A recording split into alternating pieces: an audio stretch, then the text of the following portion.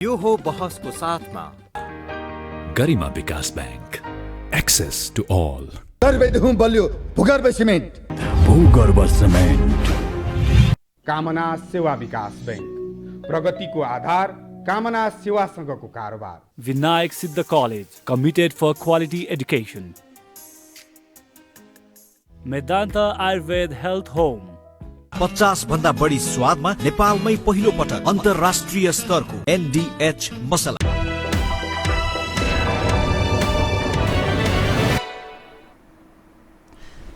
नमस्कार, यो हो बहसमा म यहाँहरूलाई हार्दिक स्वागत गर्दछु।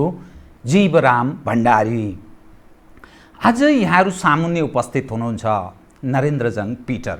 उहाँ वामपन्थी बुद्धिजीवी हुनुहुन्छ, लेखक, राजनीतिक विश्लेषक। अलिकति म आम दर्शकवृन्दलाई नरेन्द्रजङ पिटर को हो भन्ने एउटा जिज्ञासा पनि रहन सक्छ। भलै उहाँ स्थापित एउटा नेपाली समाजको एउटा बुद्धिजीवी पनि हो, लेखक। तर उहाँ विक्रम सम्वत 2033 सालदेखि वाम राजनीतिमा आकर्षित हुनुभयो, क्रियाशील भूमिका निर्वाह गर्नुभयो। चौथो महाधिवेशन हुँदै विभिन्न दलमा उहाँ आबद्ध रहनुभयो, तर कम्युनिस्टकै रूपमा आफूलाई चिनाउने उहाँले प्रयत्न गर्नुभयो। कर्म र विभिन्न हिसाबले पनि उहाँ एउटा कम्युनिस्टको रूपमा आफूलाई निरन्तर क्रियाशील रहिरहनु भयो। झन्नै जनयुद्ध विक्रम सम्वत 2052 सालको जनयुद्ध प्रारम्भ भएदेखि 57 सालसम्म उहाँले खुल्ला तत्कालीन नेकपा माओवादीको खुल्ला राजनीति त्यसरी क्रियाशील रहनुभयो, माओवादी आबद्ध रहनुभयो। 57 सालदेखि 62-63 सालसम्म भूमिगत अर्थात् नेकपा माओवादीमा क्रियाशील रहेर राजनीतिक यात्रा तय गर्नुभयो। विगत 5 वर्षदेखि कता कता उहाँलाई लाग्यो यो पछिल्लो राजनीतिक नेतृत्व पङ्क्तिको गतिविधि जो उहाँले आश गर्नु भएर यो पक्षसँग आकर्षित हुनुभएको थियो, उहाँमा विकर्षण यसकारण पैदा भयो यी गरी खाने रहेनछन् भन्ने कता कता सायद उहाँलाई लाग्यो। अहिले उहाँले स्पष्टीकरण दिने प्रयास पनि गर्नुहोला। तत्पश्चात उहाँले स्वतन्त्र राजनीतिक जीवन तय गर्नुभएको छ। नेपालको वाम राजनीतिको इतिहास हेर्दा झन्डै 70 वर्षको छ। विक्रम सम्वत 2006 सालमा स्थापना भएको नेपालको कम्युनिस्ट पार्टी यहाँसम्म आइपुग्दा धेरै हदसम्म एक्सपोज भएको छ। नेपाली जनले कम्युनिस्टहरूलाई गरिब, निमुखा, दुखी जनताको उद्धार, उन्नयन, उत्थानमा अहम भूमिका निर्वाह गर्ने जुन रूपमा बुझ्दथे त्यो एक्सपोज हुन थालेको छ र क्रमशः विकर्षणतर्फ गरिब दुखी जनता त्यो विकर्षित हुँदैछन् भने कतिपय बुद्धिजीवीहरूलाई के लागेको थियो भने यो देशभक्त पार्टी हो, देशभक्तहरू हुन्छन् कम्युनिस्टहरू भन्ने, त्यो पनि नेपालका राजनीतिक नेतृत्वका कतिपय व्यक्तिहरूका कारण त्यस उपर प्रश्न चिन्ह खडा भएको छ। म आज नरेन्द्रजङ पिटरसँग पछिल्लो नेपालको वाम ट्रेन्ड र यसले ल्याउन सक्ने परिणाम, कतिपय विश्लेषणात्मक र कतिपय सूचनामूलक ढङ्गले कुराकानी गर्नेछु। सर्वप्रथम म उहाँलाई स्वागत गर्छु। स्वागत छ यहाँलाई। अब म तपाईको अलिकति केही विषय कहाँबाट प्रारम्भ गरेँ भने तपाईँ पिटर लेख्नुहुन्छ। अब नेपाली समाजमा यो क्रिस्चियन कम्युनिटी बदनाम पनि छ। तपाईसँग म जसरी संवाद गर्ने प्रयास गर्दैछु यो मुलुकका लागि एउटा कुनै न कुनै मार्ग तय गर्ने खालको होस् भन्ने म चाहन्छु। यो पिटर तपाईँले किन लेख्नुभयो यो अलिकति स्पष्टीकरण दिनुहोस् न कृपया। किनभने यसैमा नै तपाईँमाथि यो क्रिस्चियनको मान्छे रहेछ, यसले यसका के कुरा सुन्ने भन्ने दृष्टिकोण बन्न सक्छ। किन लेख्नुभयो पिटर? यो तपाईँले 30 को दशकमा फर्किनु पर्ने हुन्छ। विश्व नै हङ्ग्री जेनेरेसन थियो, दुनियाँका युवाहरू आन्दोलित थिए।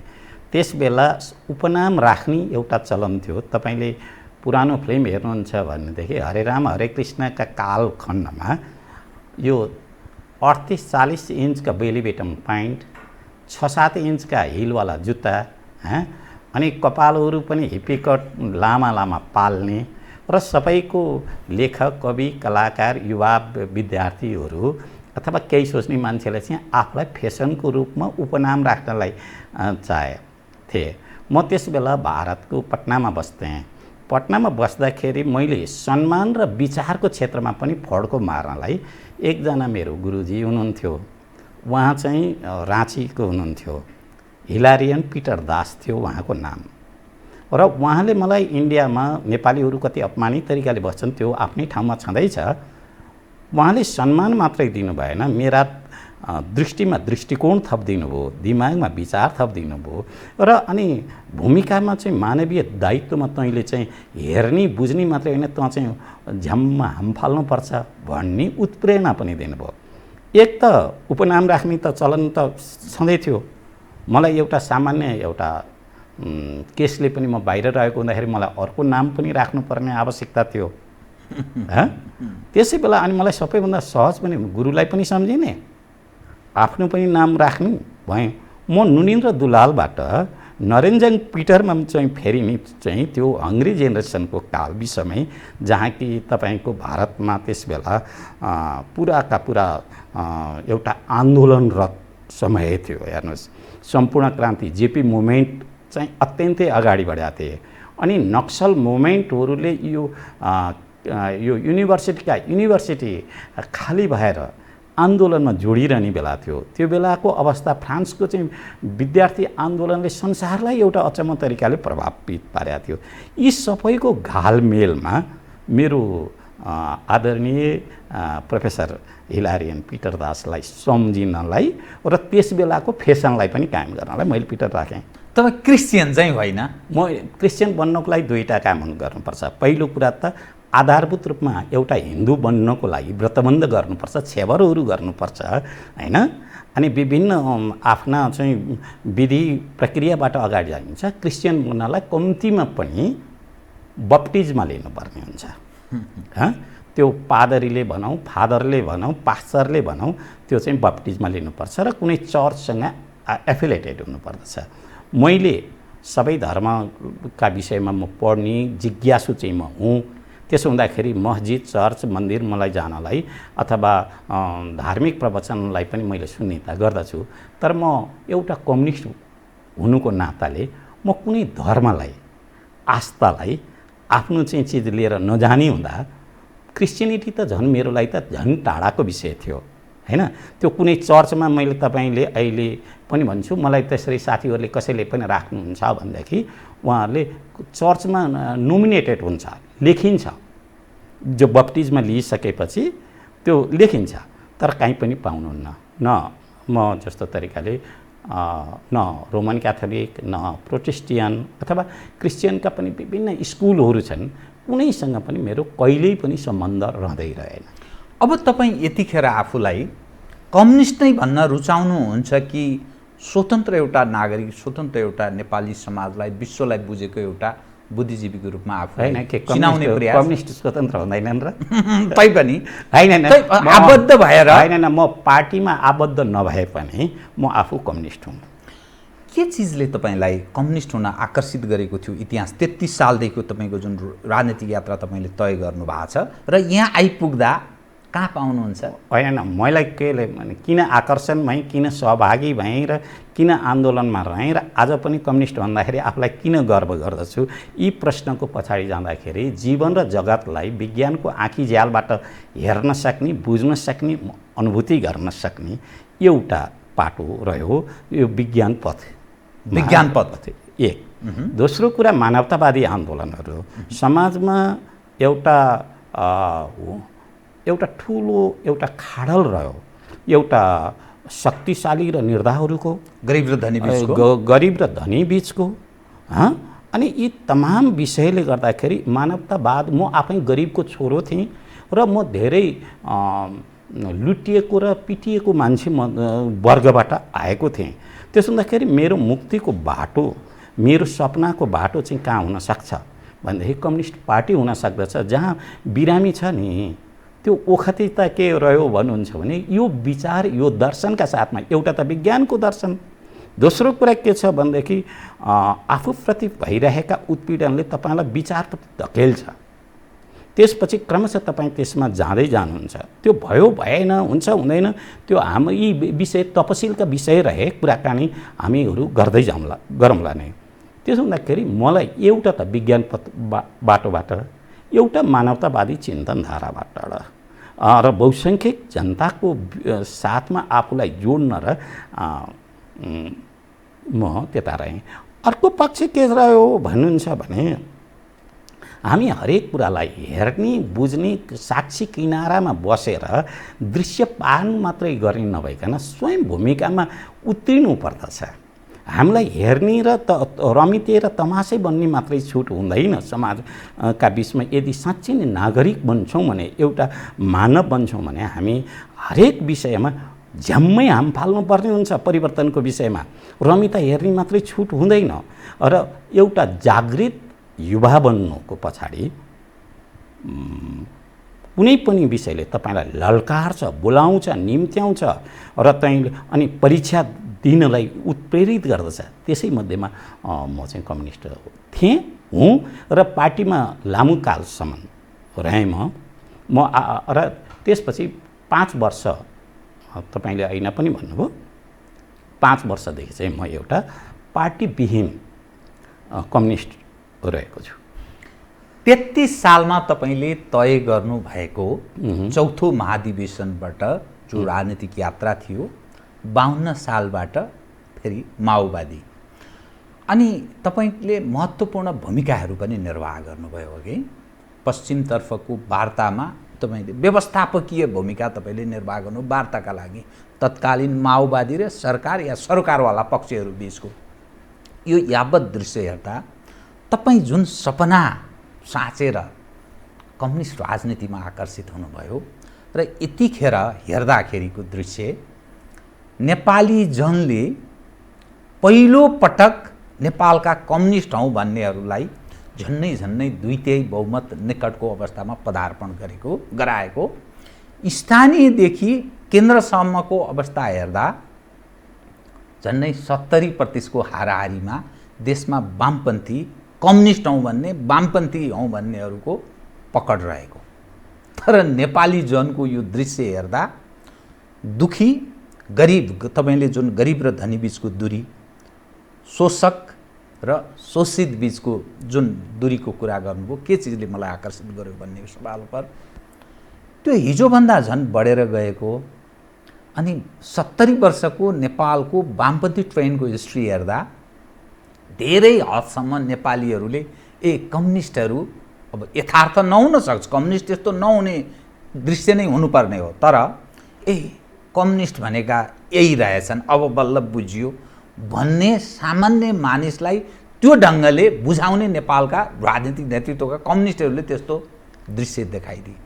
त्यो तपाईँले साँचेको जो सपना थियो नि, देखेको जो सपना थियो, कस्तो लाग्छ अहिले यसो हेर्दाखेरि तपाईँलाई? होइन, अब परिणाममा अहिले नै नदेखिँदैखेरि मूल विषय नै गलत हो भन्ने पक्षमा म छैन। जुन विषय मूल्य, मान्यता, आदर्श, प्रतिबद्धताका साथमा मैले आन्दोलनमा जोडेँ, त्यो चिजहरू अहिले व्यावहारिक रूपबाट देख्न पाएको छैन। अझ चाहिँ विघटनको अवस्थामा, अझ पलायनको स्थितिमा, अझ त्यसलाई भ्रष्टीकरणको अवस्थामा त्यो देखिरहेको छ। र मलाई कतिपय साथीहरू, कतिपय नेतृत्वहरूलाई देख्दाखेरि के तिनै मान्छे त हुन् जसले कि हिजो एउटा आदर्शका साथमा मूल्य भुक्तान गरेका थिए, दशकौँ 1.5 दशक झनै जेलमा बसेका थिए, भूमिगत 2-3 दशक नै पनि भूमिगत आन्दोलनमा जोडिएका थिए, परिवार, निजी र पुँजी सम्पत्ति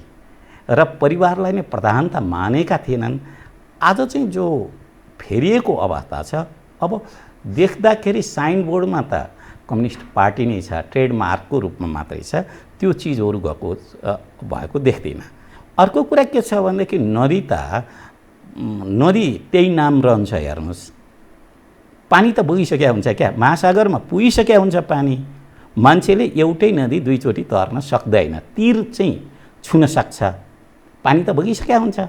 त्यस्तै तरिकाले अहिले विचारको, व्यवहारको, आदर्शको जुन सिफ्ट भयो नि, त्यसलाई चाहिँ हेर्दाखेरि चाहिँ के लाग्छ भने जे छैन त्यही देखाउनु पर्ने, जो छ त्यो लुकाउनु पर्ने अवस्था देख्दाखेरि मैले अहिलेको यहाँले भने जस्तै तरिकाले 2/3 सरकार कम्युनिस्टहरूको सरकार भन्नुहुन्छ, सरकारी नेकपाको सरकारलाई मैले चाहिँ के भन्छु भन्दाखेरि यो ट्रेडमार्कको रूपमा नेपाली जन्मतै वाम ढलको भएको हुँदाखेरि यो देख्दाखेरि चाहिँ वास्तविक चरित्रमा चाहिँ क्लिप्टोक्रेसी यो सरकार छ, त्यो भ्रष्टतन्त्र, सिन्डिकेट भ्रष्टाचारको तन्त्र र वैधानिक रूपबाट नै भ्रष्टाचारको केन्द्र चाहिँ सत्ताको वास्तविक चरित्र चाहिँ अहिले क्लिप्टोक्रेसी छ।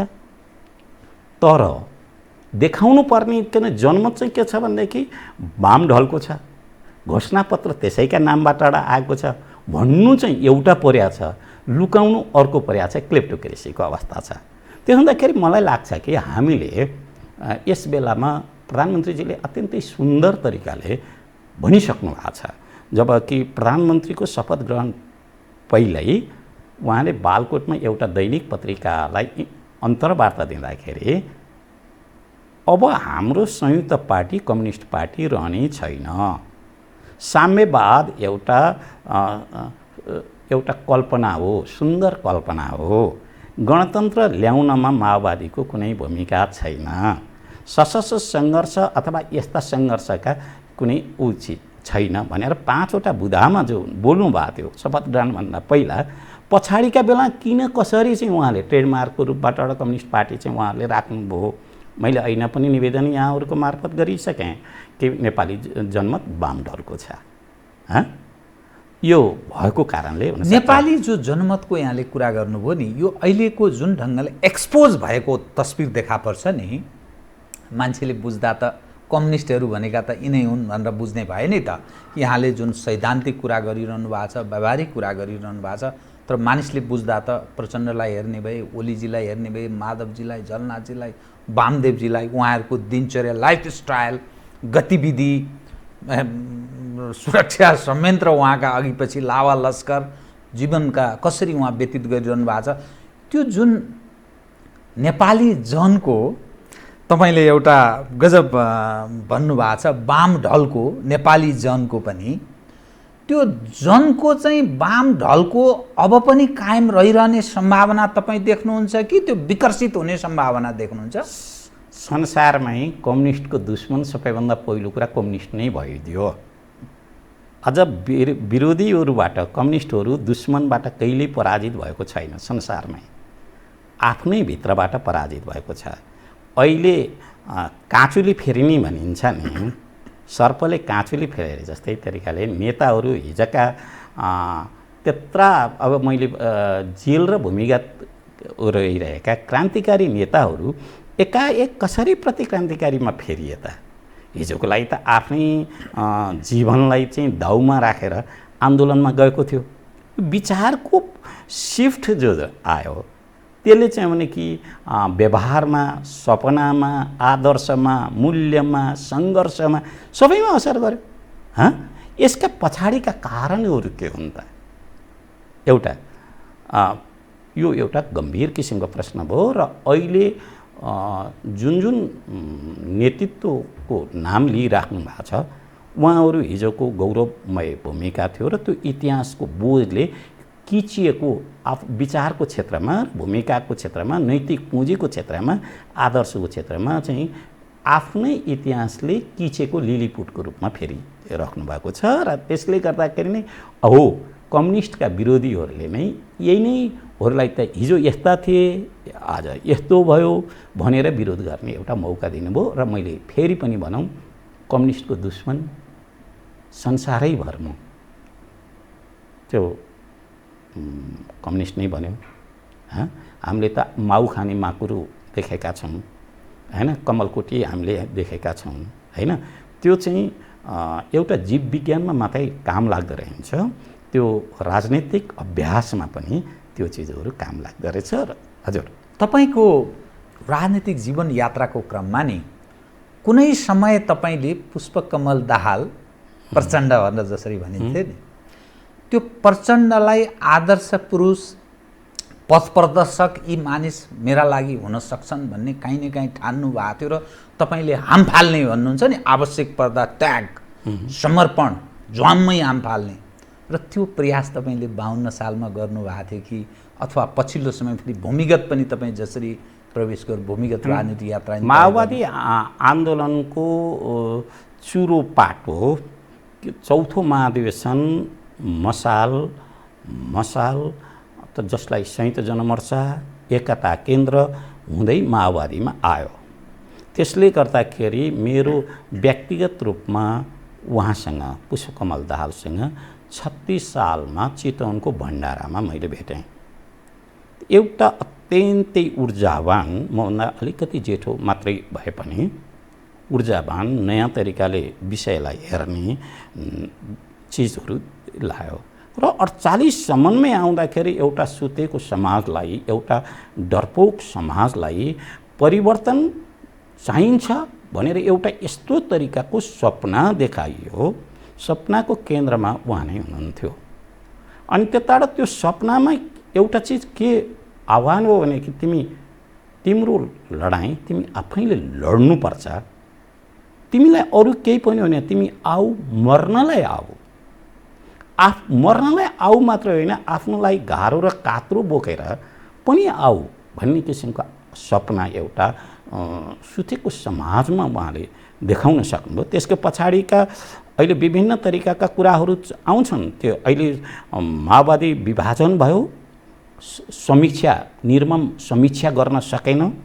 अब समीक्षा हुँदा पनि हुँदैन, किनभने कि नेतृत्वहरू चार मुख्य नेतृत्वहरू 4 कोणमा आइसकेका छन् र माओवादीले जनयुद्ध त थेगेर आयो, मनोयुद्ध थेग्न सकेन। त्यसका विभिन्न पाटापक्षहरू छन्, त्यसको पछाडि नै हामी जाउँला भनेदेखि उहाँलाई निश्चित कुरा नायककै रूपमा आयो। र अहिले पछाडि त हेर्दाखेरि कस्तो लाग्यो? अहिले पछाडि मलाई एकजना मित्र हुनुहुन्छ, हिजो मेरो कुरा हुँदै थियो, ओम केसी भने पहिलोचोटि भारतबाट गिरफ्तार भएर नेपाल सुपुर्द गरिएको। कसरी हो प्रचण्डले त ढोडा लौरोलाई लिएर पो त युद्ध हाँक्या रहेछन्। आज ढोडको लौरो उहाँको भाषा हो यो। हिजोसम्म जस्तो तरिकाले उहाँले जुन 19 जनाको केन्द्रीय कमिटीलाई अहिले त्यसमध्येमा 1 जना मात्रै सहभागी हुनु भएन जनयुद्धमा, फणेन्द्र आचार्य, अरू 18 जना त देखियो। अरे उहाँहरू मात्रै होइन, उहाँ पनि आफै पनि कति आफ्नै विचारमा म चाहिँ प्रतिबद्ध हुनुहुँदो रहेछ। उहाँका ल्याउनुभएका अरू साथीहरूको अभिगतहरू आज जिउँदो भ्याउता तौलिनु जस्तो तरिकाले उहाँले आफ्नै साथीलाई बचाउनलाई अहिले पार्टीमा रहेका साथीहरूलाई नै, हिजोका जो साथीलाई बचाउनलाई उहाँलाई समस्या परिरहेको छ। तर यी सबै चिज हेर्दाखेरि कसरी चाहिँ यस्तैमा यो ओमकेसीकै भाषामा भन्नुपर्दाखेरि चाहिँ कस्ता ढोडा लौरालाई लिएर आन्दोलन जनयुद्ध हाँक्या रहेछन्। र अर्को कुरा कति प्रतिबद्धताहीन मान्छेहरू रहेछन् जसले कि आउँदाखेरि समयका साथमै विचार र भूमिका नै सिफ्टहरू हुन सक्दो रहेछ। आफैप्रति अन्याय गर्ने मानिसहरूले के चाहिँ समाज, पार्टी र जनताको बिचमा जान सक्छ? हिजो उहाँसँगको कुरामा रह्यो। त्यो भन्दा एकचोटि कुनै बेलाको नायकहरू सधैँ नायकको नायकत्व थामिरहन सक्दैन। इतिहासले कहिले कहिले मान्छेलाई टोक्छ, चितोड्छ, लगार्छ, सताउँछ र इतिहास बोझ हुन्छ। तर इतिहास यस्तो चिज हो, फेरि तपाईँ इतिहासलाई छोड्न त चाहनुहुन्छ तर इतिहासले तपाईँलाई छोड्दैन। उहाँ के भ्रम सिर्जना गर्न कुटिल एक, या दोस्रो उहाँ कुनै परिष्कृत परिमार्जित भएर फेरि नेतृत्व तपाईहरू जस्ता हुनार व्यक्तिहरूलाई नेतृत्व गरेर अघि बढ्न सक्ने, त्यो अवस्थामा पनि रूपान्तरित हुन सक्ने सम्भावना पुष्पकमल दाहाल प्रचण्डलाई देख्नुहुन्छ कि अब उहाँहरूको यात्रा तय भइसक्यो, अब पुनर्विचारको सम्भावना छ? पहिलो कुरा त तपाईँ म हुनार हो कि होइन त्यो म आफूलाई दाबी पनि गर्दैन र लाग्दा पनि लाग्दैन। म एउटा विद्यार्थी हुँ समाजको। त्यसो हुँदाखेरि मैले देखेका कुराहरू, अनुभव गरेका कुराहरू समाजलाई हस्तान्तरण गर्नुपर्दछ। भन्ने मलाई लाग्छ। दोस्रो कुरा, तपाईँले पुष्पकमल दाहालको रूपान्तरणको प्रश्नमा आउनुभयो।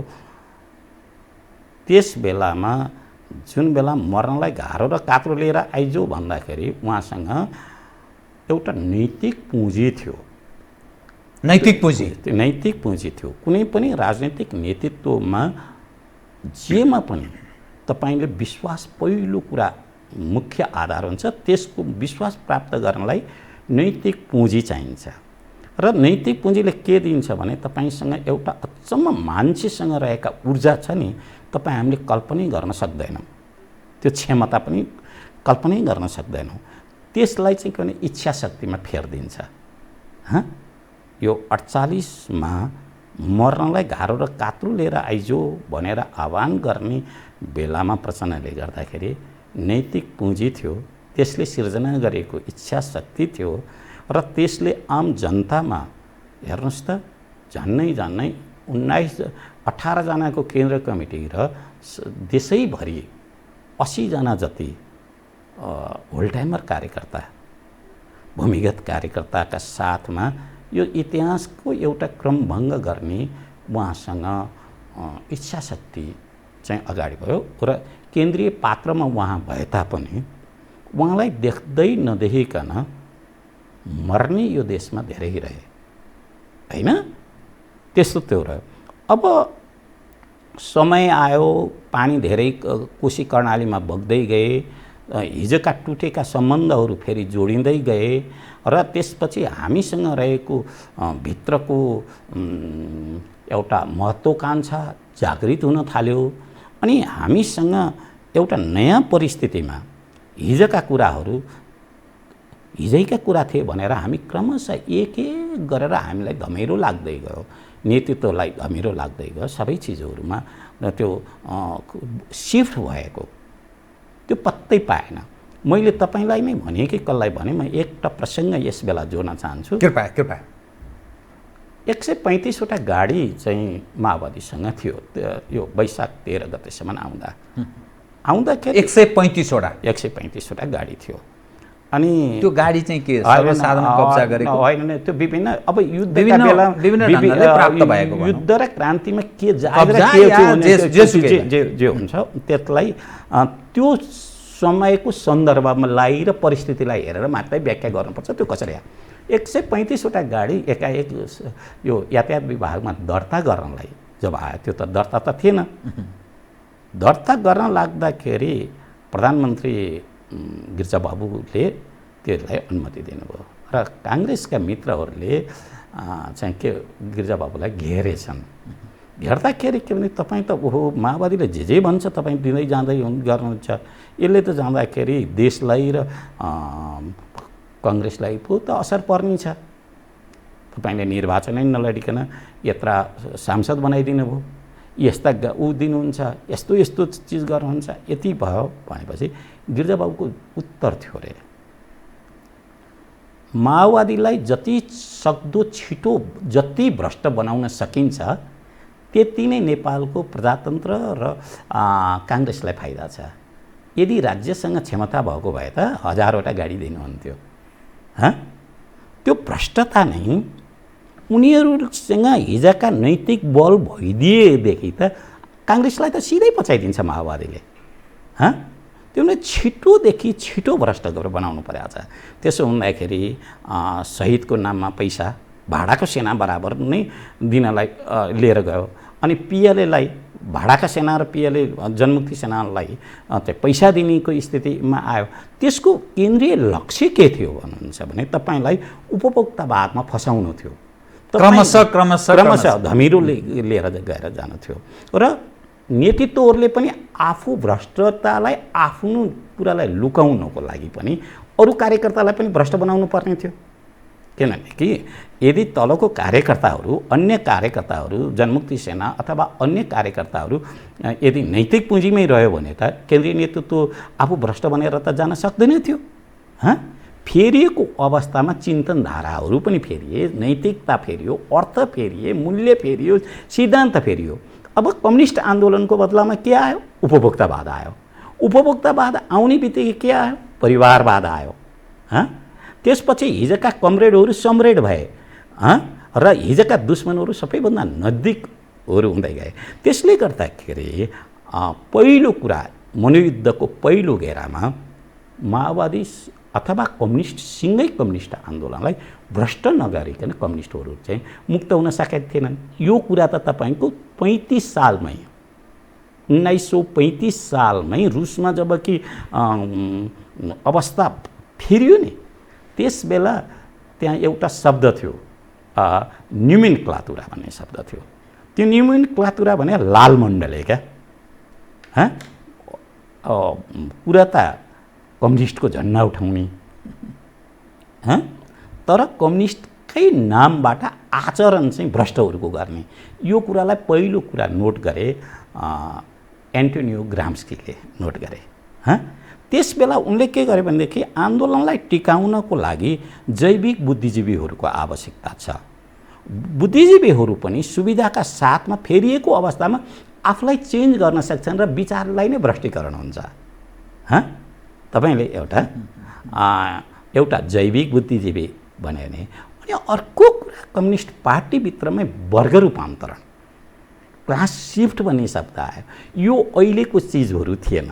त्यसो हुँदाखेरि कम्युनिस्टहरू नै कम्युनिस्टको सबैभन्दा दुश्मन बन्थे। त्यसै भित्रमा माओवादी अथवा एमाले जो झापाको त्यत्रो किसान आन्दोलनबाट आएको कुनै पनि बेला आशा र परिवर्तनको केन्द्रबिन्दुमा आएको त्यसैका नेतृत्वहरू आजको हकीकत तपाईँ देख्नुहुन्छ भन्नुहुन्छ भने फेर्न गएका शक्तिहरू फेरिएको सन्दर्भमा स्वयं आफैलाई फेरे। त्यसले गर्दाखेरि भ्रम पैदा भयो। भ्रम त मान्छेको भनेदेखि सुतेको सिंहलाई उठाएर उसको दाँत गोड्नुभन्दा पनि खतरा चाहिँ के भने भ्रम पैदा गर्दैन। विश्वास खतम हुनु त्यो शैलीको कविता हो। यो लाल मण्डले त्यो खालको हालिमुहाली जस्तो देखियो होइन। अहिले नेपालको सन्दर्भमा पनि अब जस्तो हो कि तपाईँ देख्नुहोस् न आन्दोलनैबाट आएका होइनन्।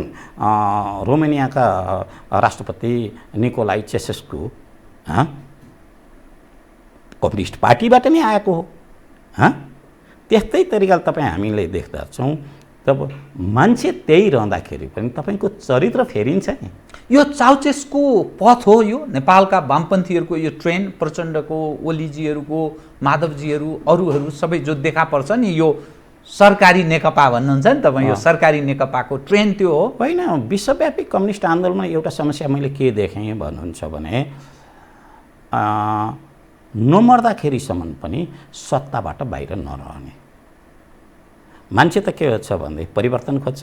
जनमत त कस्तो छ भने सधैँ तपाईँलाई पचाइरहन सक्दैन। एउटा मान्छेको लिमिटेसन हुन्छ उमेरका साथमा चेतना को अवस्था विज्ञान र प्रविधिका विकासहरू दर्शनका क्षेत्रमा आइरहेका परिवर्तनहरू पुँजीका चरित्रहरूमा आएका परिवर्तनहरू ठम्म्याउनलाई त्यसलाई पक्रिन र त्यही अनुसारको नीति र विधिलाई लिएर जान मान्छे सधैँ एउटै रहन सक्दैन। जो तपाईँ हामीले देख्छौँ संसारका महान व्यक्तिहरूको चाहिँ उमेरको पनि एउटा लिमिटेसन हुन्छ। तर कम्युनिस्ट आन्दोलनमा सबैभन्दा ठुलो समस्या जहाँ पनि देखेँ यो बिस्तारामा गएर घ्यार गर्दाखेरिसम्म पनि नेतृत्वबाट नछोड्ने। त्यसलाई विभिन्न ब्रह्मनालमा पुगेपछि मात्रै ब्रह्मनालमा गएपछि मात्रै छेड्ने। त्यसले गर्दाखेरि मान्छे त परिवर्तनकामी हो। जब जसरी मौसम परिवर्तन हुन्छ समय परिवर्तन हुन्छ मान्छेले त नयाँ चिज चाहन्छ। त्यो चिज देखेन र त्यसमा नेपालमै पनि यसरी देख्यो। र अहिले तपाईँले 70 वर्षको पहिलाको चिज देख्नुभयो। समस्या त अहिलेको होइन। पुष्पलाललाई जबकि कम्युनिस्टहरूले बाहिर निकाल्नु पर्यो कम्युनिस्ट पार्टीभित्रमा रहेको ब्राह्मणवाद भन्छु म। ब्राह्मणवाद र बाहुन फरक हो है फेरि। ब्राह्मणवादमा चाहिँ यस्तो तरिकाले सवाल हो त्यो पुष्पलाल त कम पढे लेखेका। त्यस बेला हाम्रो चाहिँ महासचिव यति कम पढे लेखेकोहरूले हुनुपर्छ। यहाँ त एमए डबल एमए गरेका मान्छेहरू त तमाम मान्छेहरू छन् भनेर एउटा ठुलो तरिकाको षड्यन्त्र रचियो। हेर्नुहोस्, सुरुवातमै पहिलो महाधिवेशनकै बेलामा त्यसपछि मनमोहनजीलाई सिँगारियो हैन। मनमोहनजी त एमए गर्नुभएको थियो। त्यस बेलामा हालिमुहाली चाहिँ सबै बाहुनहरूकै थियो। केशरजङ रायमाझी, डिपी अधिकारी, भरतमोहन अधिकारी, यी लगायतका तमाम शक्तिहरू जो कि एउटा टिमले यो नपढेको यो मान्छे सामान्य मान्छे हो, यसलाई ऊ हुँदैन भनेर लिएर गए। तर पनि नेपालको पहिलो वर्ग विश्लेषण र नेपालको इतिहासको भौतिकवादी व्याख्या गर्ने त पुष्पलाल थिए। उनले राष्ट्रिय काङ्ग्रेस के अरे प्रजातान्त्रिक काङ्ग्रेसबाट कम्युनिस्ट पार्टीमा चाहिँ गठन गरे हैन। कम्युनिस्ट घोषणापत्र लिएर आएर नेपालको आन्दोलनलाई जहिले पनि गरिखानी वर्गको बिचमा त लिएर गए। तर सुरुवातदेखि नै त्यहाँदेखि उनलाई जुन कु गर्ने तरिकाले रह्यो र अन्तिमसम्म पनि पुष्पलाललाई खेद्नेमा त मनमोहनजी मात्रै हुनु भएन। पछिल्लो काल त मदन भण्डारी, तपाईँको जीवराज आश्रित, वामदेवजी, तपाईँको मोहननाथ प्रसिद्धहरू जस्ता मुक्ति मोर्चासम्म भनिन्थ्यो क्या, तिनीहरू पनि रहे। भनेदेखि जिउँदोसम्म चाहिँ पुष्पलालले कुनै सुख पाएन। एकातर्फ सरकारले वस्तु ल्याउन लास ल्याउन पनि दिएन। वस्तु ल्याउँदाखेरिको पनि तपाईँको यो त्यो घटना तपाईँलाई राम्रै तरिकाले थाहा छ। यी चिज भयो र पछाडि चाहिँ कोप्ट गर्ने भन्छ नि तपाईँले समात्ने। त्यसपछि साहनाजीलाई चाहिँ आफ्ना साथमा लिएर मनमोहनजीले तब मात्रै पुष्पलाल बितिसकेपछि नयाँ हो। र म आफै पनि भनौँ म जुन आन्दोलनमा रहेको थिएँ, हामीले गद्दार पुष्पलाल पनि भनेर भन्यौँ कुनै बेला। अब तपाईँको वर्ग सङ्घर्ष अङ्क 1 मा जो कि तत्कालीन कोकेबाट माले बनेको चाहिँ सम्मेलनमा छ, पुष्पलाललाई त गद्दार मात्रै होइन यति तल्लो चिजहरू भनिएको छ। तपाईँले वर्ग सङ्घर्ष अङ्क 1 हेर्नुभयो भनेदेखि हामी इतिहासप्रतिको न्याय पनि गर्न सकेनौँ, नायकप्रतिको पनि न्याय गर्न सकेनौँ र त्यो 70 वर्षका चिजहरू आज समस्या देखेर मात्रै चाहिँ चिज जानु पर्दैन। समाज बदल्न हिँडेका, देश बदल्न हिँडेकाहरू आफै बदलिएका रहेनछन् भन्ने देखाउँछ। होइन न, एउटा कुरा त के रह्यो भनेदेखि नेपालको कम्युनिस्ट आन्दोलनको नेतृत्वहरू एउटा मध्यम वर्गबाट आयो। त्यो मध्यम वर्गबाट आएको हुन त विश्वमै कम्युनिस्ट आन्दोलनका नेतृत्वहरू या त धनी वर्गबाट आएका छन् या त मध्यम वर्गबाट आएका छन् हैन। तर उनीहरूले के गरे अन्यन्त्रकाले भने आफूलाई सांस्कृतिक रूपमा परिवर्तन गरे। त्यस पछाडि त्यसलाई उनीसँग मैले ऐन पनि भने नि नैतिक पुँजी रह्यो, अपिल गर्न सक्ने, सार्वजनिक अपिल गर्न सक्ने। तर हामीले परिणामले के छ भने कुनै पनि घटनाको कामको मूल्याङ्कन कहाँ हुँदो रहेछ भनेदेखि परिणाममा गएर हुँदो रहेछ। हामी 3टा चिज चाहिँ विशेष गरेर जोडेर नै हेर्नुपर्छ। कार्य, कारण र परिणाम देख्नुपर्ने हुन्छ। परिणाममा चाहिँ देख्दाखेरि के भयो भनेदेखि मध्यम वर्गबाट आएको जुन नेतृत्व प्रतिकूलतामा त आदर्श देखायो, प्रतिकूलमा आदर्श देखायो। उसले मूल्य भुक्तान पनि गर्यो। प्रधानमन्त्रीजीले 15 वर्ष 14 वर्ष जेल बस्नुभयो। पुष्पकमल दाहालैमा चाहिँ जस्तो तरिकाले तपाईँको 3 दशक भूमिगत बस्नुभयो। अब त्यो मार्केटिङ हुन सक्ने तस्बिर हो त्यो, अनि त्यो चेष्टा मार्केटिङ हुन सक्ने। तर मार्केटिङको विषयमा मलाई कहाँ चाहिँ अलिकति फेरि केही भन्न मन लाग्यो भनेदेखि व्यक्तित्वको मार्केटिङ तब मात्रै हुन सक्छ जुन कारणबाट तपाईँको परिचय निर्माण गरेको हुनुहुन्छ। तपाईँ जुन आदर्श र जुन धरातलमा उभिएर तपाईँको परिचय बनाएको हुन्छ, मार्केटिङ हुन सक्छ नि। तपाईँको त्यो चरित्र तपाईँले फेर्नुहुन्छ र सम्बन्ध, नयाँ सम्बन्धहरूको चिजमा आउन सक्नुहुन्छ भने मार्केटिङ त्यो पुरानो तरिकाले हुन सक्दैन। यति मेरो बाउले घिउ खाएको थियो, हात सुङ भन्ने भन्दा बाहेक केही पनि छैन। बरु चाहिँ त्यो मार्केटिङ गर्न खोज्यो भनेदेखि त्यो ठट्टा उपहास बनिदिन्छ। यहाँले एक सन्दर्भमा भन्नुभयो नि जुन नैतिक बल अनि मनोबल पनि जोडिन्छ। होइन न, त्यो नैतिक बल समाप्त भएको प्रचण्ड र त्यो मनोबल पनि खस्कँदै गएको प्रचण्ड। अब प्रचण्ड परिष्कृत हुने, परिमार्जित हुने, नयाँ आन्दोलनको नेतृत्व गर्ने प्रचण्डबाट सायद तपाईँले त्यस्तो सम्भावना देख्नुहुन्न। त्यसो भए यो अहिले सरकारी नेकपा अर्थात् डबल नेकपा भित्रको यो आन्तरिक जुन रणाको देखिन्छ नि, पटक पटक देखिन्छ, फेरि मत्थर हुन्छ, पटक पटक हुन्छ, फेरि मत्थर हुन्छ, एक के हुन लागेको भन्ने ढङ्गले विश्लेषण पनि हुन्छ। कतिपय अन्तर्राष्ट्रिय शक्तिहरू पनि यसो दौडधुप गरेको जस्तो पनि देखिन्छ। यो अन्ततोगत्वा नेपाल कम्युनिस्ट पार्टी नेकपाभित्रको यो घर झगडा यो कहाँ रूपान्तरित हुने तपाईँ सम्भावना देख्नुहुन्छ? तपाईँ किन मैले यो विषय उठान गरे भने तपाईँले जति प्रचण्डलाई बुझ्नुहुन्छ सायद ओलीजीलाई पनि त्योभन्दा कम बुझ्नुहुन्न। अनि माधवजी फेरि यसो कर्नरमा बसेर यसो हेरिरहनु भएको छ। यो दृश्य, यो राजनीतिक जो दृश्य छ, तपाईँलाई एउटा विश्लेषक लेखक पनि भएको हुनाले कहाँ जाँदैछ यो डबल नेकपा? अब अहिलेसम्म बढिरहेको स्थिति के छ भने सरकारी नेकपाको जहाँसम्म कुरा छ त्यो उसको मात्रै समस्या नभइकन शासक दल भएको हुँदाखेरि उसको समस्या देशको र यो हाम्रो समग्र इतिहासको पनि एउटा समस्या हुनसक्छ। त्यसले गर्दाखेरि सरकारी नेकपालाई उसको आन्तरिक समस्या भनेर मात्रै हामीले बुझ्न मिल्दैन। के चिजले घचघचायो, केले प्रेरित गरेर यो स्थितिमा पदार्पण गराएको? यो स्थितिमा के छ भने हामीले राजनीतिको एउटा क्रमभङ्गता गऱ्यौँ। इतिहासकै कालखण्डमा राज्य व्यवस्थाका चरित्र नै लिएर तर त्यसलाई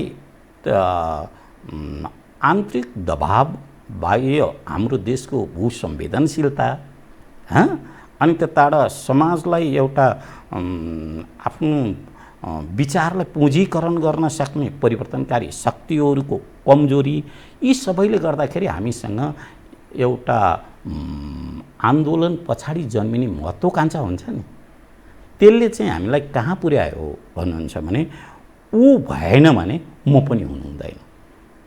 त्यो अहङ्कारको ऊ भएन म पनि हुनु हुँदैन, म भइन भने ऊ पनि हुनु हुँदैन। अनि के छ भने हेर्नुहोस्, हरेक मानिससँग स्वत्व हुन्छ। स्वत्व दुई कोणबाट अगाडि बढ्छ। एउटा चाहिँ त्यो अहङ्कारबाट अगाडि बढ्छ, एउटा स्वाभिमानबाट अगाडि बढ्छ। स्वाभिमान सिर्जना हुन्छ, त्यसलाई देशको चिन्ता हुन्छ, समाजको चिन्ता हुन्छ, आफ्नै पृष्ठभूमि र विचारको र आदर्शको संस्कृतिको चिन्ता हुन्छ, ठिक मार्ग चयन गर्छ। र त्यसो हुँदाखेरि निन्दक रखियो नियरे भन्ने किसिमको हुन्छ। अनि त्यसपछि तपाईँले आफ्ना आलोचकहरूलाई सबैभन्दा नजिक राख्नुहुन्छ र उसलाई अझ रक्षा तपाईँले गर्नुहुन्छ। अब तपाईँ भन्नुहोस् त, टी लक्ष्मण एउटा ठुला कार्टुनिस्ट थिए इन्डियामा, टाइम्स अफ इन्डियाका। उनको रक्षाको लागि जवाहरलाल नेहरू पहिला उनले हेर्ने चाहिँ त्यो चुच्चे टोपी लगाएको कार्टुन बनाउँथे उनले। त्यो पहिला उनले हेर्ने चिज नै त्यो कार्टुन हुन्थ्यो र उनको यत्रो ठुलो सम्मान गर्थ्यो। अब हामीहरूको अहङ्कार स्वाभिमानको जाँदाखेरि तपाईँको आलोचनालाई स्वीकार गर्ने बल हुन्छ। त्यसको लागि पनि हामीले फेरि बारम्बार दोहोऱ्याउने शब्द के हो भने नैतिक पुँजी हुन्छ। किनभने कि सामान्य कुराले त ऊ हल्लिँदैन नि त, आफ्ना कमजोरी देखाउनको लागि त ऐना हेर्नुपर्ने हुन्छ। जब अहङ्कार हुन्छ आफूलाई चाहिँ सर्वज्ञ मान्छेले सोच्न थाल्छ र आलोचना र सुझावलाई दुश्मन सोच्न चाहन्छ र नक्कली दुश्मन खोजेर असली लडाइँ लड्न खोज्दछ र आफन्तभन्दा पराईमा मित्र खोज्ने उसको चाहिँ एउटा चरित्र हुन्छ। त्यसो हुँदाखेरि थप्पडी बाज एउटा शक्तिलाई उसले आफ्नो शक्ति सोध्दछ। जबसम्म शक्तिमा रहिरहन्छ उसलाई यो अत्यन्तै प्यारो चिजहरू भन्दछ। अहिले देखिने समस्याहरू यही हो। जान्छ चाहिँ कहाँ? यो हुन चाहिँ के सक्छ? होइन नि, यो जो जोडिएको जुन जस्तो देखिन्छ। होइन, दुईवटा कुरा चिज छ अहिले। एउटा चाहिँ के भनेदेखि अब घोप्टे भिरतिर सरकारी नेकपा बढ्दैछ, त्यसले सरकारी नेकपालाई मात्रै नभइकन देशको व्यवस्थालाई पनि एउटा प्रश्नहरू चाहिँ अगाडि आउँछन्। अब यो चिजहरू साँच्चै नै सम्हाल्न नसक्दाखेरि पार्टी विघटन मात्रै हुँदैन, कम्युनिस्ट पार्टी त थिएन नै। हामीले ऐना पनि भन्यौँ यो भ्रष्टतन्त्र हो, संस्थागत रूपमा सिन्डिकेट भ्रष्टतन्त्र हो, यसलाई क्लिप्टोक्रेसी भनिन्छ। संसारका क्लिप्टोक्रेसी त क्लिप्टोक्रेसी राज्य त भन्दैनन्, तर पनि भ्रष्टतन्त्रले ध्वस्त भएका संसारका धेरै देशहरू हामीले चाहिँ हेर्न पाउँछौँ हैन। मार्कसदेखि पिनोसेसम्म यताबाट यो सुहार्तोदेखि लिएर गएर यी तमाम किसिमका चिजहरू त हामीले देख्न पाउँछौँ नि। सत्तामै बसिरहने टिकिरहने सोचले क्रान्तिको एउटा ठुलो नेता रबर्ट मुगाबे हेर्नुहोस् त, पछाडिका बेलामा सोही पार्टीले बाहिर निकाल्नु पर्ने अवस्थाहरूको विषयमा हामीले देख्छौँ। यी चिजले चाहिँ हामीलाई चाहिँ के छ भने घोप्टे भिरतिर सरकारी नेकपालाई लगाएको छ, त्यसको दण्ड जनताले र आम देशले भुक्तिनुपर्ने अवस्था देखिरहेका छु। एक, अब यसलाई समाधान गर्न दुईटा कुरा, विघटन हुने सकिने कि पार्टी जोग्ने। त्यसबेला तपाईँलाई ममता कहीँ छ? यो डबल नेकपा विभाजित चाहिँ नभए हुन्थ्यो भन्ने एउटा, अर्को चाहिँ राजनीतिक वैचारिक पक्ष त अलग विषय भइगयो। मलाई कुनै किसिमको ममता ममा छैन। ममता मैले राख्न थालेँ भने मैले सबैभन्दा पहिलो कुरा म आफैलाई अन्याय गरेको, आफैलाई माफ गर्न सक्दिनँ। त्यसो हुँदाखेरि तर पनि के भने एउटा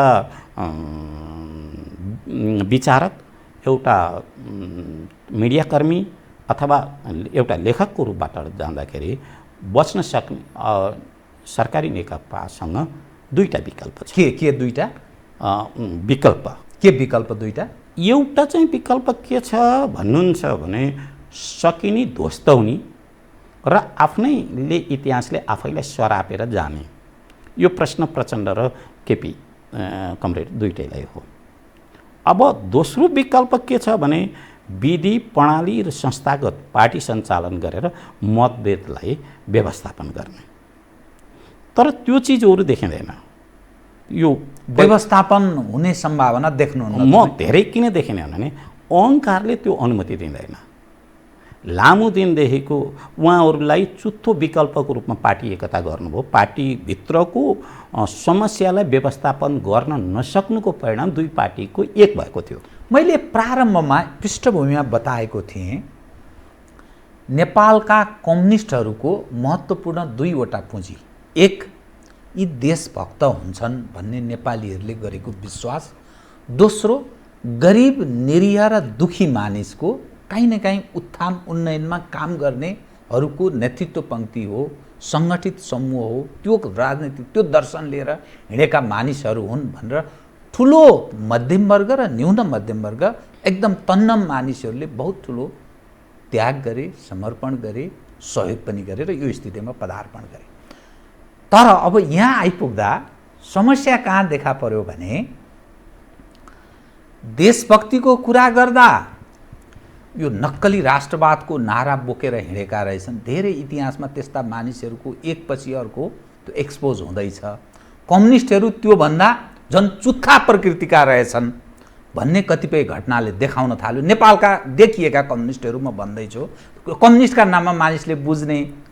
अनि दोस्रो गरिब निरीह दुखी मानिसको जुन आशा थियो त्यो हेर्दाखेरि नेतृत्व पङ्क्तिको लाइफस्टाइल र नेपाली जनको हविगत तपाईँ देखिरहनु भएको छ। यो त दुईटै समाप्त हो नि त। यो त अब नेपालको लेफ्ट विङ, नेपालको वामपन्थ मुभमेन्ट त गयो। यो तपाईँ यस अर्थमा मैले बुझेँ। म तपाईँलाई इतिहासपट्टि अलिकति केही कृपया एकदम छोटकरीमा भनिदिनु भयो नि इजी। अनि जुन बेला नेपाली सेनाहरू पश्चिम र पूर्व मोर्चामा खटिरहेका थिए त्यसै बेलामा नेपाली दूतको रूपमा चन्द्रशेखर उपाध्याय र रङ्गनाथ मिश्रा सुगौली गए। त्यसपछि उनीहरूले जग्गा लिएर चाहिँ आफ्नो अङ्ग्रेजी वर्चस्वलाई उनीहरूले कायम गरे। यो सुगौली सन्धिको पाला तपाईँ इतिहास सम्झाइदिनु। अनि तपाईँले अर्को प्रश्न तपाईँको वामपन्थीहरूलाई मात्रै नभइकन कम्युनिस्ट आवरणमा मात्रै नभइकन तपाईँलाई अर्को कुरा एउटा लिएर जान्छु। कृपया। डेरिक क्लारिज भन्ने सिआइएका 15 सालमा चाहिँ यहाँ चाहिँ स्टेसन म्यानेजर थिए। क्लारिज उनको एउटा किताब छ, a spy for all time my life in the CIA भन्ने एउटा किताब छ। सिआइए को नेपाल प्रमुख भएर नेपाल प्रमुख किन त्यो बेला आवश्यकता के थियो भन्नुहुन्छ भनेदेखि अमेरिकीहरूलाई पनि, किनकि हाम्रो देशको भूसंवेदनशीलता दुईटा विशाल बजार र हाम्रो उत्तरतिर तिब्बत रहन हाम्रो लागि धेरै ठुलो समस्या हो। त्यो हुँदाखेरि विश्वको चाहे युरोपियन युनियन भनौँ, चाहे तपाईँको अमेरिकी शक्तिहरू भनौँ, या त अन्य शक्तिहरूले पनि हामीलाई आँखा लगाउनु अथवा धर्म परिवर्तनका धेरै चिजहरू आस्था त होलान् केहीका, तर धेरै जस्तो रणनीतिक उद्देश्यका साथमा रहनुको पछाडि यही थियो। त्यो किताबमा के लेखिएको छ भन्नुहुन्छ भने राजा महेन्द्रलाई र बिपी कोइरालालाई 15 सालमा डेरिक क्लारिजले चुनावको लागि पैसा दिएका छन्। चुनावका लागि पैसा 15 सालको चुनावको लागि दिएका छन्। अब हेर्नुहोस्, बिपी कोइरालालाई त कार्यकर्ता परिचालन गर्नलाई होला, राजा महेन्द्रलाई के प्रयोजनका लागि दियो? उनलाई चाहिँ अलग तरिकाको व्यक्तित्वको ठुलो टसल थियो। दुईटैको राजा महेन्द्र र बिपीको बिचमा व्यक्तित्वको टसल थियो। त्यो टसल भइसकेपछि के भनेदेखि राजा महेन्द्रले चाहिँ रङ्गनाथ शर्माका नाममा नेपाल प्रजा महासभाको रूपबाट तपाईँको 109वटा सिट मध्येमा 68वटा उम्मेदवार खडा गरेका थिए। त्यो राजाले गरेका थिए, तर तपाईँ रङ्गनाथको पार्टीले एउटा पनि सिट ल्याउन सकेन। उनलाई पनि पैसाको आवश्यकता थियो। तपाईँको a spy for all time my life in the CIA भन्ने तपाईँले पुस्तक पढ्नुहुन्छ भनेदेखि यो कुरा छ। र अर्को कुरा, राजा महेन्द्र सुवर्ण शमशेर उपप्रधानमन्त्री, तत्कालीन उपप्रधानमन्त्री सुवर्ण शमशेर र ऋषिकेश शाहले तत्कालीन अमेरिकी राष्ट्रपतिलाई भेटेका थिए, आइजनहावरलाई। त्यसमध्येमा 20 मिनट चाहिँ 1-to-1 मात्रै वार्ता भएको थियो। त्यस पछाडि मात्रै अरू गएका टिमलाई सहभागी गराइएको थियो। अब अहिले फेरि हामीले ऐन एउटा प्रसङ्ग के थियो भने, जे छैन त्यही देखाउनु पर्ने, जो छ त्यही लुकाउनु पर्ने। अहिले आइसकेपछि अहिले भर्खरै एउटा चट्टानी अडान राख्ने, राष्ट्रवादको लागि चट्टानी अडान राख्ने प्रधानमन्त्रीजीले पछिल्लो भेटमा त्यो चट्टान पौग्लियो। अब रका प्रमुख आगमनसँगको हजुर, त्यो चाहिँ के भनेदेखि कुनै पनि देशले एउटा जो मान्छेलाई पनि विशेष दूत निर्धारण गर्न सक्छ, उहाँ र प्रमुख आउनुभयो अथवा अर्को कोही पनि राजनैतिक नेतृत्व आयो, त्यसलाई केही अर्थ हुँदैन। सरकारले जसलाई पनि विशेष प्रतिनिधिको दूतको रूपमा पठाउन सक्दछ, तर त्यसलाई चाहिँ के भने जुन प्रक्रियाबाट यहाँ गेट इन्ट्री गराइयो, त्यसलाई अब उनी र प्रमुख थियो भने कि 5 मिनट हाम्रो पनि गुप्तचर प्रमुखसँग भेट गराइदिया भए हुन्थ्यो, विदेश सचिवसँग 5 मिनट भेट गराइदिया हुन्थ्यो। वार्तामा म चाहिँ के भनेदेखि परराष्ट्र मन्त्रालयका प्रतिनिधिहरूदेखि लिएर गएर सबै आफ्नो पनि टिमलाई होमवर्कका साथमा राखेको भए हुन्थ्यो। पहिला एकाएक 3-4 जनाको अभिव्यक्ति जो क्रमशः आउँदै गयो, सल्लाहकारज्यूहरूको अभिव्यक्तिहरू र अहिले किटानका साथमा बोल्न नसक्ने अवस्था, उपप्रधानमन्त्रीजीको अवस्था भनाइ, अथवा अनि त्यसपछि मिडियामा आएको चिजलाई क्लियरिफिकेसन गर्न सकेन, विधि र प्रक्रिया पुरा हुन सकेन। अर्को कुरा, आजसम्म भारतले अथवा अन्य देशले पनि आफ्ना दूत चाहिँ राजनयिकलाई पठाउने गर्छ। यो एकाएक किन फेरियो?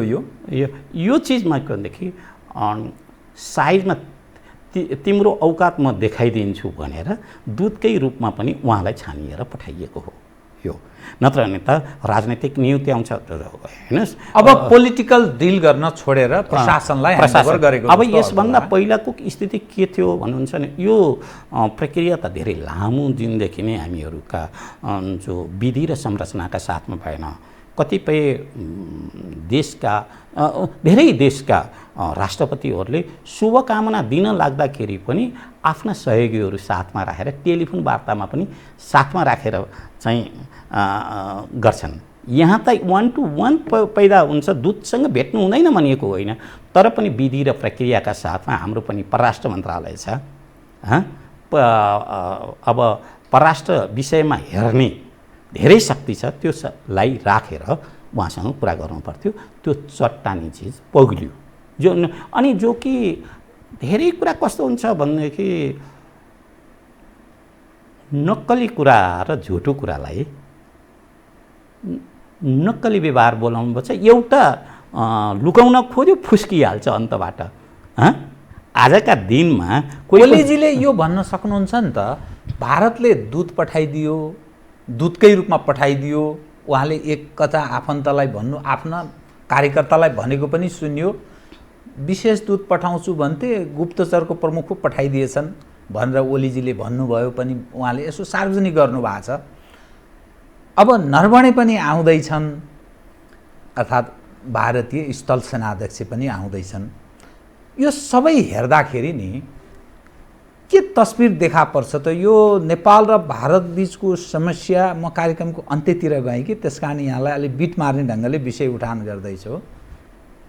नेपाल र भारत बीचको समस्या अलि केही समयदेखि संवादहीनताको अवस्था भनेर हामी भन्थ्यौँ, तर गुप्तचर मार्फत वार्ता प्रारम्भ भयो। प्रधानमन्त्रीले भन्न सक्नुहुन्छ मैले के गरेको छु र म माथि शङ्का गर्ने, उसले दूतको रूपमा पठाइदियो, मैले कुरा गरेँ, के बिग्रियो भनेर भन्नुभयो भने के भन्ने? होइन न, एकदम त्यो केही पनि नभन्ने। प्रधानमन्त्रीले कुनै पनि देशको शक्तिशाली देशको चाहिँ दूतलाई स्वीकार गर्नुपर्छ र छलफल गर्नुपर्दछ। यसमा दुई मत र दुई राय छैन। जुन विधि र प्रक्रियाबाट जुन तरिकाले वार्ता भयो र लुकाउन खोजियो त्यसमा शङ्का भयो भनेदेखि भारतीय पक्षले यसै पनि त हामी हेपिएका थियौँ नै। तपाईँ भन्नुहोस् न, 62-63मै उनीहरूले डाक्टर करण सिंहलाई के अरे विशेष दूतको रूपमा पठायो। त्यस पछाडि पनि धेरै राजनयिकहरू, परराष्ट्र मन्त्रालयका दूतहरू विशेष बनेर आए होइन। त्यो चिज हामीले देखिरहेका छौँ। तर यसमा भारतले एकटा हामीलाई हेपेको र आफ्नो औकात देखाएको र अलिकति कूटनीतिक मर्यादा नराखिकन बोल्ने नेपाली नेतृत्वहरूलाई एउटा झापड दिएको यो चिज देखिन्छ। दोस्रो कुरा, तपाईँले सेनापतिको कुरा ल्याउनुभयो र बिचमा फेरि यो सम्मानको, सैनिक सम्मानको विषयमा कुरा आयो। सुरेन्द्र बहादुर बस्नेतबाट सुरुवात भएको यो मानार्थ इतिहासमा त्यो रह्यो र पछाडिका दिन प्रधानमन्त्रीले पनि भन्नुभयो कि अब यो प्रक्रिया रोकिनुपर्छ भनेर यो बाहिर बहसमा आइसकेको थियो। अहिले जुन सेनापतिजी आउँदै हुनुहुन्छ उहाँ राजनीतिक व्यक्तिले बोल्ने भन्दा पनि कडा तरिकाले कालापानी लिम्पियाधुराको विषयमा राजनीतिक वक्तव्य दिइसक्नु भएको छ र एउटा सेनाको एउटा सिनियर व्यक्ति जो कि मानार्थ सम्मान पनि लिन खोज्दै हुनुहुन्छ, त्यत्रो कडा तरिकाले बोलेको कुरालाई उहाँले न कहीँ पनि करेक्सन गर्नुभएको छैन। त्यस्तो बेलामा नेपाल आउनु यो के अर्थ लाग्छ? यसले अर्थ के लाग्छ भनेदेखि उहाँलाई सम्मान गर्नुको मतलब हामीले कालापानीलाई जो जहाँ मान्छे भारतीय सेनाहरू रहेको छ त्यसलाई वैधानिकता त दिएको हुँदैन, क्वेसन यहाँ रहेको छ। कतै त्यो गुप्त वार्तामा जो प्रधानमन्त्री र रका प्रमुख, कार्यक्रमको ठिक अन्त्यमा कृपया यति मात्रै म यो विषय उठान गर्छु, समय मसँग भएन। रका प्रमुख, भारतीय इन्टेलिजेन्स एजेन्सी रका प्रमुख र नेपालका प्रधानमन्त्री बीचको जो 1-on-1 जो गुप्त वार्ता संवाद भयो त्यसमा सायद केही मेसेज दिए, त्यसलाई निरन्तरता दिने अथवा त्यसलाई ग्रहण गर्ने हिसाबमा केही सरकार पुग्यो भन्ने तपाईँलाई त्यस्तो निष्कर्ष तपाईँ त्यस्तो निकाल्दै हुनुहुन्छ? मलाई दुईटा कुरा लाग्यो। भारतको मिडियामा, गम्भीर खाले मिडियामा विदेशको विषयमा कुराकानी गर्नलाई त्यति हल्का तरिकाले गरिँदैन। द हिन्दूको विदेश सम्पादक सुभाषिनी हैदरले द हिन्दूमा र द इन्डियन एक्सप्रेसले जुन नेपाललाई लियो, जो नेपाल आफ्नो पूर्व अडानबाट पछाडि हट्यो भन्ने कुरा, यो भारतीय गोदी मिडियाको विषयमा कुरा गर्दै छैन मैले, गम्भीर खाले मिडिया तपाईको चाहे द हिन्दू जो सुभाषिनी हैदरको ट्विट तपाईँ हेर्नुहोस्, वा इन्डियन एक्सप्रेस र वा द वायरको चाहिँ एउटा तपाईँले लेख हेर्नु हुँदाखेरि हामीले जुन हिजोको बेला कालापानीको विषयमा अडान राखेका थियौँ त्यो चिजहरू बाट पछाडि हट्यौँ भन्ने उनको भनाइ छ। रहको प्रमुखले प्रस्ताव राखे, प्रधानमन्त्री ओलीजीले टाउको हल्लाउनु भयो, ओके ओके भन्ने इसारा पो आयो भन्ने अर्थ लाग्छ। अनि त्यो चिज रहन्छ। दोस्रो कुरा, फेरि एउटा तत्कालीन दसैँलाई शुभकामना दिँदाखेरि जुन लोगोको जुन प्रधानमन्त्रीजीले लिएर जानुभयो त्यो पनि एउटा क्वेसन चिन्हका साथमा छ। हामी प्रधानमन्त्रीलाई शङ्का नगरौँ, तर हामीले हेर्ने त परिणामलाई हेर्ने कुरा हो। परिणामलाई हेर्दाखेरि त्यहाँ चाहिँ हामी चुकेको जस्तो चाहिँ हामी देख्दछौँ। सिँगारी हराउने र बाघ कराउने एकैचोटि जस्तो तरिकाले आयो र आजका दिन जस्तो कि राजनैतिक वक्तव्य दिने सेनापतिजीले आफ्ना करेक्सन नगरिकन, विचारप्रति पुनर्मूल्याङ्कन नगरिकन भारतीय सेना जो हाम्रा चाहिँ विवादित थलो हुँदै होइन, 1965मा त्यो युद्धको लागि अघोषित तरिकाले राजा महेन्द्रले दिएको थलो हो, त्यो चाहिँ भद्र छिमेकी त के हुन्थ्यो भनेदेखि उसले त जो आफ्नो मिसन पुरा गरिसकेपछि फिर्ता जानुपर्ने हुन्थ्यो, तर पनि गएको छैन। अब अर्को कुरा, अहिले भारतीय ढल्को जो छन्, परराष्ट्र नीतिको ढल्को चाहिँ हिजोको भन्दा फरक तरिकाले अमेरिकी ढल्को छ, जसले कि तिब्बतमाथि चाहिँ सबैभन्दा केन्द्र बिन्दु बनाएर उसले संसदबाट पास गरेको छ, अमेरिकी संसदबाट पास गरेको छ। अहिले नै म चाहिँ लद्दाखमा आम्ने सामने भारतीय र चिनिया सेना बसिरहेको छ, छिमेकमा हामी छौँ। हामीलाई बचाउन सक्ने एउटै मात्रै आधार के हुन्छ भने असंलग्न परराष्ट्र नीति हुन सक्छ, जो कि चीन र भारत ढल्को हामीलाई हुनै सक्दैन हो। निश्चित कुरा, चीनभन्दा हाम्रो ज्यादा नजिकता भारतसँग छ, तर पनि हाम्रो स्वतन्त्रतालाई बचाउने भनेको असंलग्न परराष्ट्र नीति नै हो। त्यसपछि एकतर्फ झुकाव राख्दाखेरि हामी कतै समस्यामा त पर्दैनौँ। आन्तरिक र बाह्य सबै हिसाबले हामी बडा संवेदनशील अवस्थामा प्रवेश गरेका छौँ। यहाँको सारमा निष्कर्ष, समसामयिक नेपालको पछिल्लो राजनीतिक अवस्था, अब हुन सक्ने परिणाम, मैले यहाँसँग यति मात्रै समय दिन सकेँ। कार्यक्रममा आइदिनु बहुत बहुत धन्यवाद छ। हस्, धन्यवाद। आदरणीय दर्शकवृन्द, उहाँ त नरेन्द्रजन फिटर, वामपन्थी एउटा बुद्धिजीवी, लेखक, राजनीतिक विश्लेषक, समग्रमा नेपालको पछिल्लो राजनीतिक अवस्था उप विश्लेषणात्मक कुराकानी गर्दै म सहित मेरो सम्पूर्ण युनिटलाई कार्यक्रमबाट बिदा दिनुहोस्। तर यो हो टेलिभिजन, हेर्दै रहनुहोला। नमस्कार।